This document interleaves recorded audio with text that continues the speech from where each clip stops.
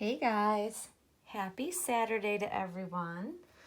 I wanted to come on and make a changing video with Monroe because she's got an outfit that I'm going to put her in, and this will be the very last time this season that she'll be able to wear it. The only reason why I'm putting a summer romper on her today is because it is 80 something degrees out, super humid. I think this is like the last push into fall weather for us in my area, because we're going to get a set of thunderstorms that are going to roll through, and then it's going to be cold. Like, I'm not just a little cold, guys. Like, it's going to drop down quite a bit and be rainy and cold and yucky. So I just had to put her in this one last outfit because I love it so much, and we will of course hold on to it till next year so that she'll be able to wear it again. But it makes me sad because I'm putting all of her summer things away, and I really just don't want to, and I have to, and I'm so bummed out about it because I'm not one of these collectors that in the middle of like cooler weather will actually put her in something for warm weather. I just can't do it. It feels like it's just not okay. I don't know. It's really weird. I like to dress her with the seasons, and just like I would with any living baby, so it wouldn't make sense to put a summer romper on her in cooler weather ever. It is what it is. But anyway, so here we are. This is the last hurrah. I think I said that last Saturday because it was really nice all weekend last weekend as well. And I'm just glad we have some more time for warmer weather. Even if it's just one more day, I'll take it. Like, it's not going to be really cold tomorrow, but it's definitely going to be a lot cooler, and the humidity is going to drop. And that's what makes it feel cold, is when it starts to get drier weather. So, yeah, I'm a little sad. A little sad about this. So this is the romper I'm putting on her. I absolutely love this beautiful color block romper from Jacquardie. And this material is, it's a cotton material, I think. And I want to say that, like, here, I'll get up a little bit closer. Maybe you guys can see that it's more of a sturdy type of blend of cotton. I don't know, but it's beautiful. It's well constructed. I love it. So she's going to wear that with her matching color block shoes and a pair of socks. And we're just going to embrace the warmth that we have going on here today. I absolutely love, love, love these color block sets that Jacquardie did this year. And yeah, I'm going to be sad to put this one away. Very sad to put it away. Oh, Monroe. She's sad too, can you tell? So I wanted to say thank you for all of the sweet comments about Monroe's little lookbook. I actually forgot to add a couple of outfits that I had planned on adding to the lookbook. As I was watching it back, I'm like, why did I forget that? And why did I forget that?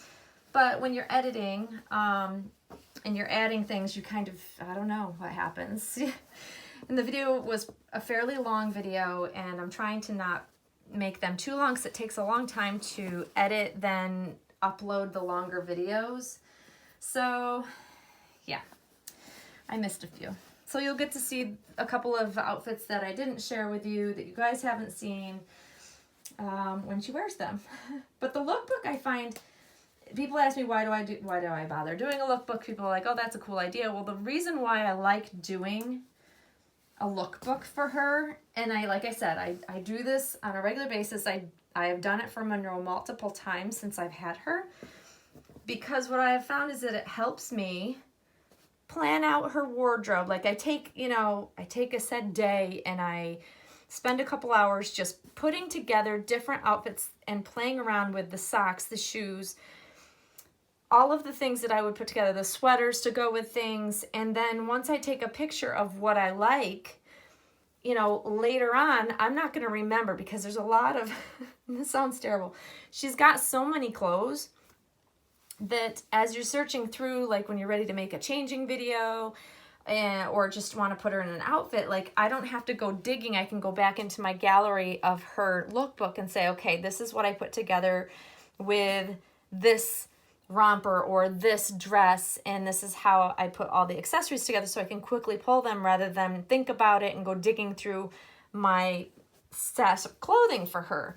And so that I have found just is super helpful, because sometimes it's even the same thing with my own wardrobe. Sometimes I put pieces together and I'm like, wow, I love how this all works. And then, you know, a month later I go to pull the same similar outfit and I can't remember how I pieced it together and how I liked it best. So when you have pictures to remind you of exactly how you liked it, because you fussed around with it beforehand, it really does make it easier when you're in the moment and you just want to put the outfit on, because, you know, you already have everything in a picture, so you can remind yourself of just here, this is pull this, and this, and then your outfit is complete.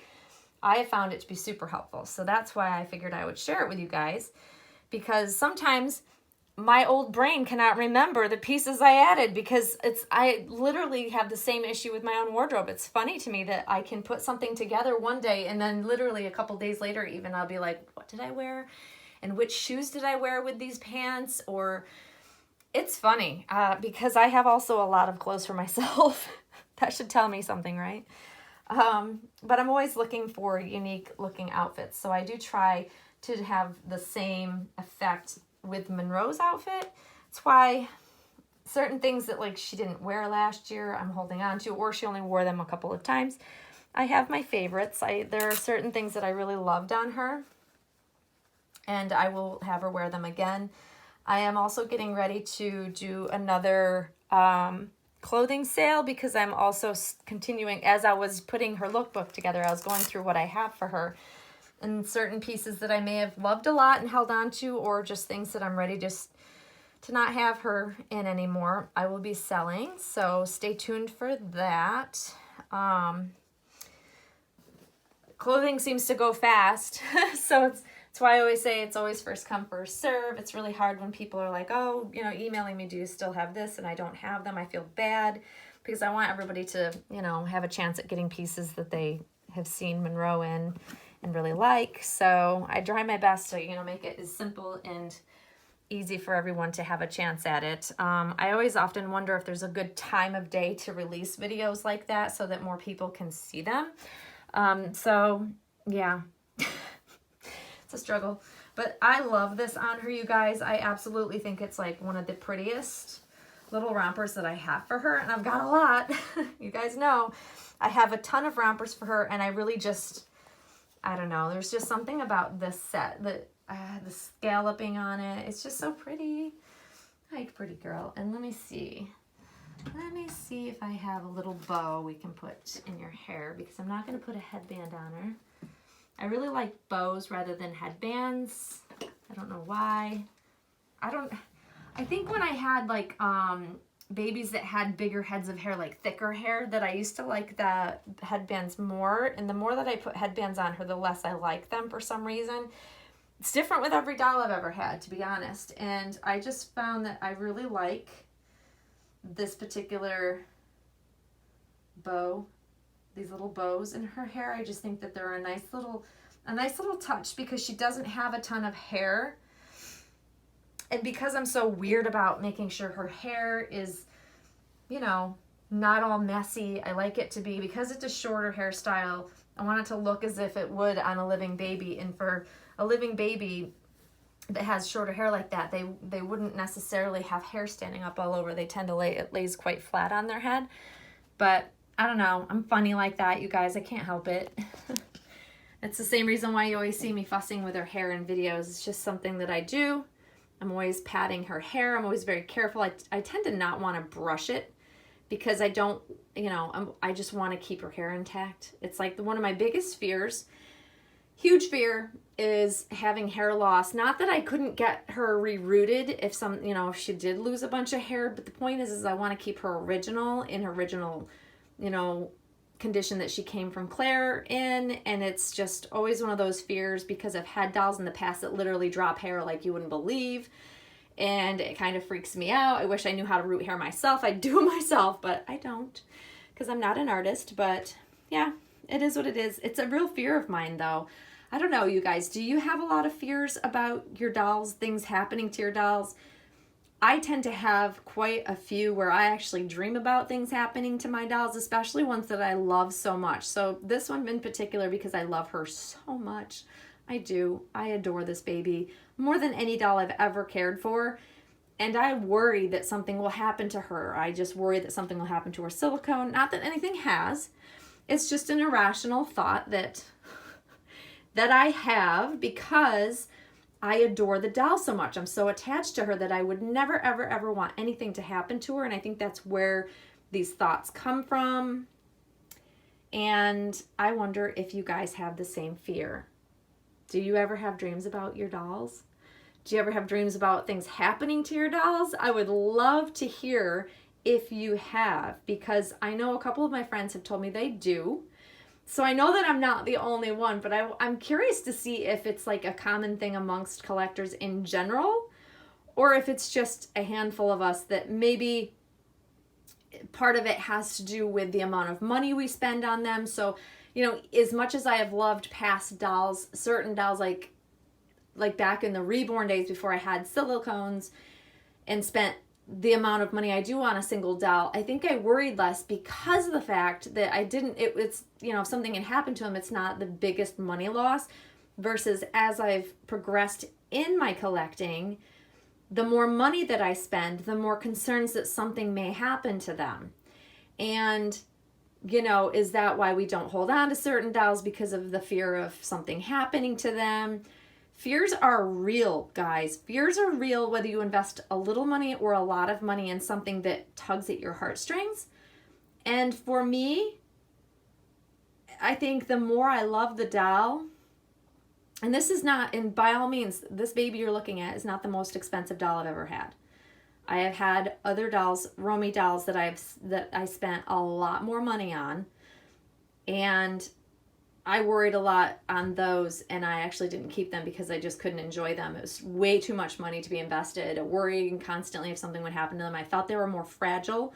I thought the silicone was more fragile. So thank goodness that I feel deep down like Claire's silicone is one of the most durable silicones. So I'm not so worried that something would happen to her silicone. Just little things here and there, like her hair falling out. I worry about that.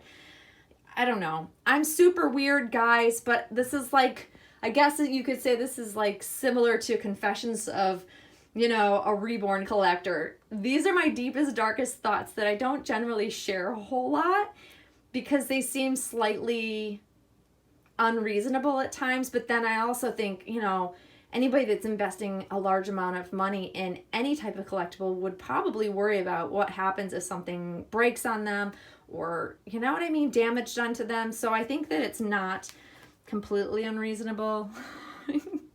I would love to hear your stories. What do you fear most, guys, about something happening to your dolls? Do you not fear anything? Do you fear of several things? I would love to know. And whether it's reborns, like vinyl reborns, or if it's silicone dolls, or even if you collect one-of-a-kind clay dolls, I would love to hear your fears because it is real, guys. Like, I literally have the most strange dreams about something happening to this baby that it freaks me out. I can't even begin to tell you how much it freaks me out. I wake up and I'm like, thank goodness that wasn't real, but the panic is there. It's crazy. So please, if you're willing, please share your biggest fear of one of your collectible dolls. I would love to share our different thoughts because I think it's fun to see what other collectors are going through as well. So feel free to share below. I would love, love, love to hear your thoughts, guys. But here is little Monroe for the day. Doesn't she look adorable in this? I love the color combination on her. I love the style of this little romper. And this is going to be the last time that she can wear it. Ugh, I'm just so bummed about it. But anyways, guys, this is it for us today. I hope you all are enjoying your weekend so far. I hope the weather is great wherever you're at. And Monroe and we will see you all very, very soon, guys. Thanks for watching. Bye-bye.